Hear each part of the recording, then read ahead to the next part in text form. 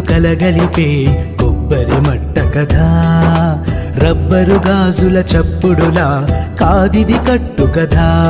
జిగురే కలిగినదే మమతే ఎతికిన బంధం, కోవే కరగనిదే ఎప్పుడూ వెలిగే దీపం. చెమటైనా సాంబారే కష్టాలలోన ప్రేమ గిన్నెలో